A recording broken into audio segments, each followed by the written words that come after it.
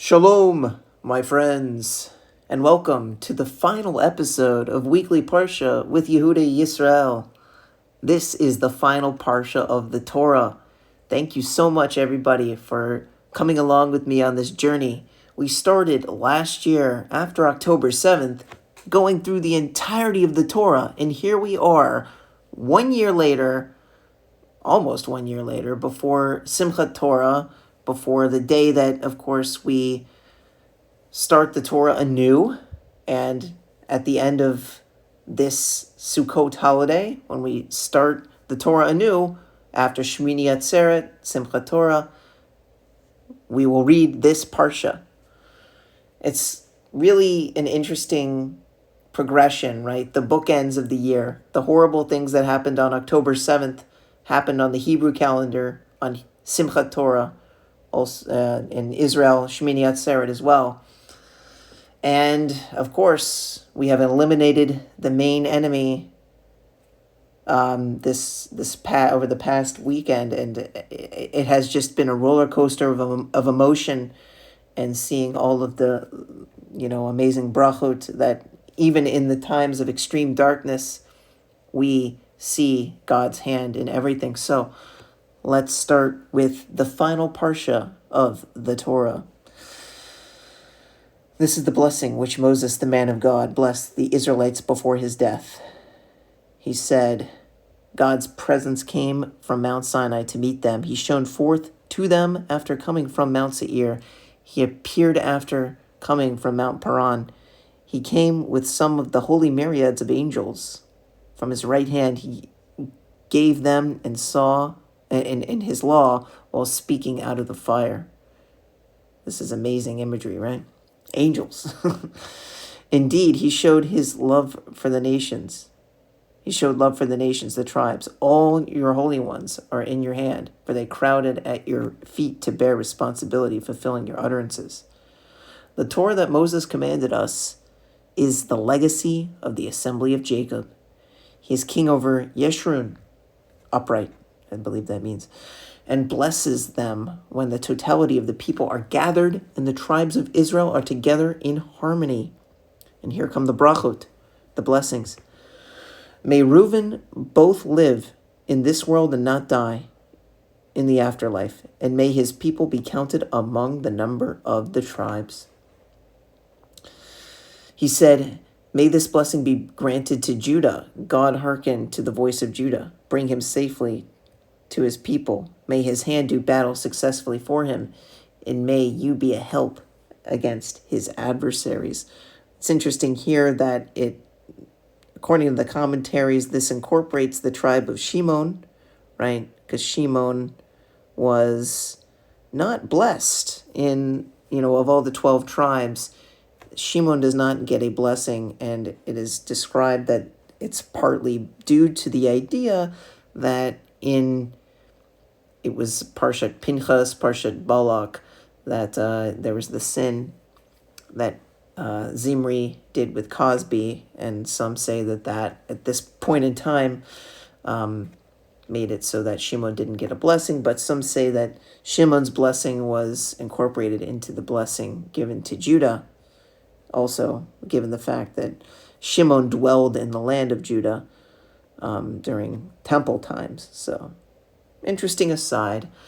So, and he said of Levi, your Tumim and Urim belong to your pious man, whom you tested at Massa and who you tried at the waters of Meribah. So, discussing Aaron, the high priest, and his eventual successors, right? Eleazar, Pinchas, right? Just the Levites in general is really who this blessing is for, though. Who said of his father and his mother, I do not see him, neither did he recognize his brothers, nor did he know his children, for they observed your word and kept your covenant. I think it's referring to the idea that the majority of the Levites were followers. They didn't really get involved in the sin of the golden calf. They shall teach your ordinances to Jacob and your Torah to Israel, and they shall place incense before you and burnt offerings upon your altar. May the Lord bless his army and favorably accept the work of his hands, strike the loins of those who rise up against him, and his enemies, so that they will not recover. And of Benjamin he said, the Lord's beloved one shall dwell securely beside him. He shall protect him all day long, and he dwells between his shoulders. So this is in relation to, Judah, Benjamin, and Levi were composed of the kingdom of Judah primarily. So we'll talk about Shimon as well, as we said before. And he said of Joseph, may his land be blessed by God with the delicacies produced by heaven through dew, with the water of the deep that lies below and rises to the surface to moisten the soil, with the delicacies that are the produce of the sun, which ripens them, with the delicacies ripened monthly by the moon, with the first ripening fruits of mountains whose produce ripens early, with the delicacies of the hills that produce fruit perennially, with the delicacies produced by the land in its fullness, and with the favor of God who dwells and revealed himself in a thorn bush. May these blessings rest upon Joseph's head, upon the crown of the one who was separated from his brothers. Right, so there's kind of a kingly blessing given here with the crown. Glory has been given to his preeminent descendant, his workable, blessed with military prowess. So we'll see in the commentary who that is referring to. May his horns be as beautiful as the horns of an aurochs. With them he will gore at once nations from all the ends of the earth. They are the myriads who will be slain by a descendant of Ephraim, as well as the thousands who will be slain by a descendant of Manasseh. So it describes here that Yehoshua ben Nun is the Ephraim descendant, right? And that the descendant of Manasseh is Gideon, the judge in the book of Shoftim. So that's where these prophecies come into play. Directly from the Torah. He said of Zebulun, rejoice, Zebulun, in your departure to engage in commerce in Yisachar, or Issachar, in your tents where you study the Torah. There's this partnership with each other. It says Zebulun would dwell by the seashores and travel in ships to engage in commerce, make profit, and provide sustenance for Issachar, who would be free to sit and study Torah. So that's the partnership between the two tribes. They will call nations, the tribes of Israel, to the temple mountain, and they will offer up proper sacrifices there, because Zvulun will be nourished by the abundance of the seas and by the caches hidden in the sand. Beautiful. And he said of Gad, blessed be he who expands the territory of Gad. May he dwell like a fearsome lion, tearing off the arm of his prey together with the head. He saw that the first portion of our conquest befitted him, because there the burial site of the lawgiver is hidden. He will go at the head of his people, ahead of the people. He will do what God considers righteous and fulfill his legal obligations toward Israel. Interesting. And he said of Dan, Dan is a young lion. His territory contains a stream that flows from Bashan. So Dan, we have a famous Danite, of course. We know Shimshon, the judge. But not a lot said there. But elsewhere. And Jacob's, it's interesting, you can compare like the initial blessings that Jacob gave to the tribes versus what Moses gives to the tribes here. He said of Naphtali, the territory of Naphtali is satiated with everything it can desire, for its territory is full of God's blessing. Possess Lake Kinneret with its south shore. And he said of Asher, Asher will be blessed with sons. He will gratify his brothers. He will be sought after by his brothers to marry his womenfolk. Okay, his land will produce so much olive oil that wherever he goes, he will immerse his foot in oil. Okay, interesting bracha. I think one of his daughters or granddaughters was the according to a midrash, was Osnat, who gave a song that Joseph was still alive, and obviously that was very pleasing to Jacob, so she merited an exceptionally long life. I can't remember exactly the midrash, but it goes something like that. Your mountains, the protective locks of the land of Israel, are rich in iron and copper. The days of your old age will be as idyllic as the days of your youth. Beautiful. Yeshurun, there is none like God. God who figuratively rides the heavens is your assistance. With his majesty, he rides on the skies. Right? Obviously not literally, but you got to explain that to certain people who want to deify angels and make all these silly conjectures. You know who you are. Which are the abode for him, the God who preceded all false deities, including Jesus. All the world's mighty ones are figuratively situated below him. He expelled the enemy from before you and said to you, destroy them.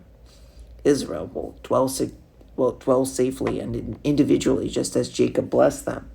There's that tie back to Jacob and his blessings in Vayechi, Parsha Vayechi, which of course we already went over.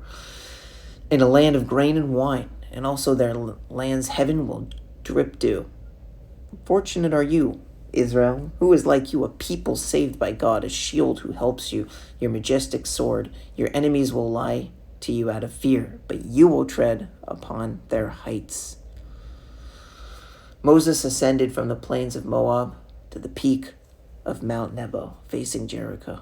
God showed him all the land of Israel, from Gilead to Dan, all of Naphtali, the land of Ephraim and Manasseh, all the land of Judah until the western sea, the south, the plain of the valley of Jericho, the city of palm trees until Zoar. God said to him, this is the place that I swore to Abraham, Isaac, and Jacob, saying, I will give it to your descendants. I have let you see it with your eyes, but you must not cross over there. Moses, the servant of God, died there, in Moab, by the mouth of God. God buried him in the valley, in Moab opposite Beit Peor. No one knows the place of his burial site to this very day. Moses was 120 years old when he died. His facial color did not pale after he died, nor did his body lose its natural freshness. Wow. The Israelites wept for Moses in the plains of Moab for 30 days. The days of weeping over the mourning for Moses came to an end. I think this is where the Shlushim concept comes from, where 30 days, there's a Shlushim ceremony, which means 30. After somebody passes, Jews do this to this day. And it says, and Joshua, son of Nun, was filled with the spirit of wisdom because Moses had laid his hands upon him. The Israelites obeyed him, and they did as God commanded Moses. There never arose another prophet in Israel like Moses, whom the Lord knew face to face. That's the key, right? It doesn't say that there was no prophet like Moses ever.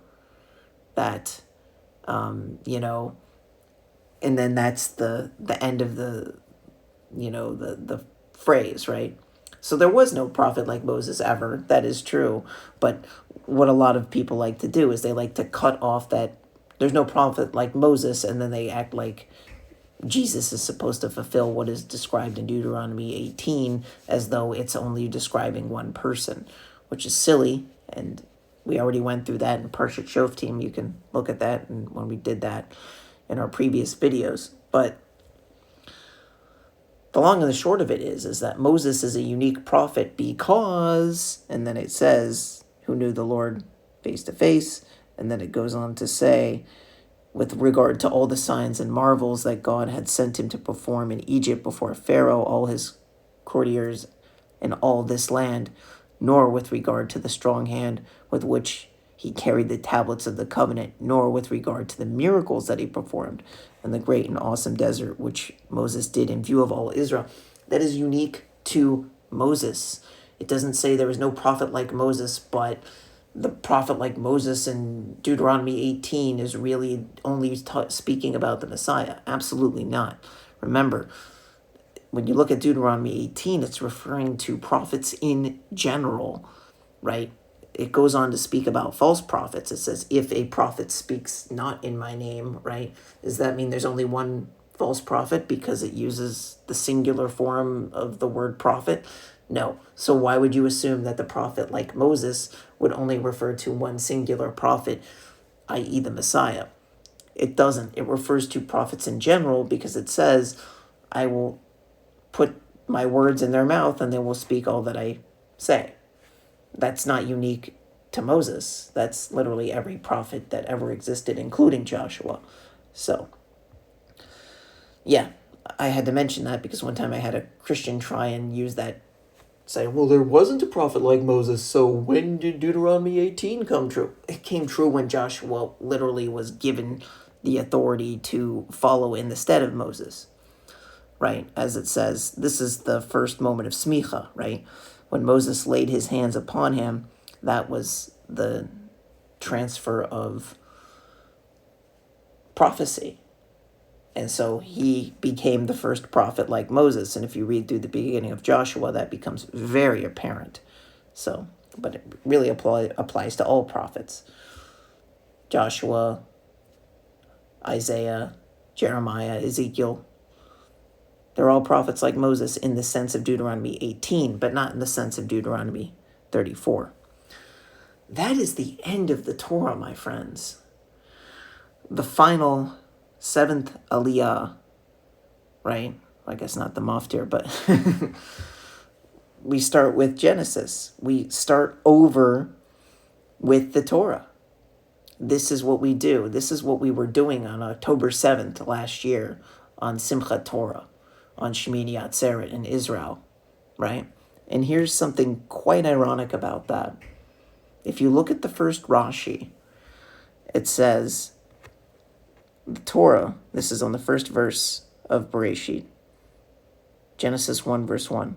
It says, the Torah, which primarily teaches God's commandments, need only have begun with the verse, this month must be for you the beginning of the months, which is the first commandment given to the people of Israel, right? Which is in the book of Exodus somewhere. So he says, for what reason then does it begin with the book of Genesis? Because it wishes to communicate the concept expressed in the verse. He has declared the people of his deeds, an account of creation to his people, to give them the inheritance of the nations. For if the nations of the world were to say to the people of Israel, you are bandits because you have conquered the land from the 7 nations of Canaan, sound familiar? They would answer them, the entire earth belongs to the Holy One, blessed be he. He created it and gave it to whom he saw fit. When he wanted, he gave this land to them. And subsequently, when he wanted, he took it away from them and gave it to us.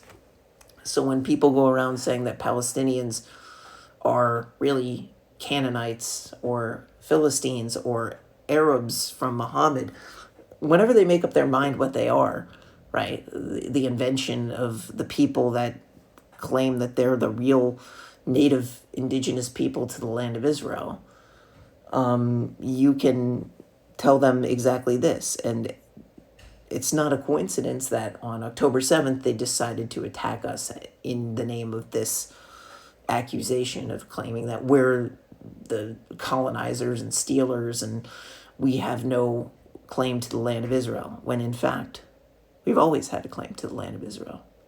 My name, Yehuda Yisrael, is my actual Hebrew name that my parents gave me because my ancestors carried these names on both sides of my family. All sides of my family are Jews, as far back as I can trace.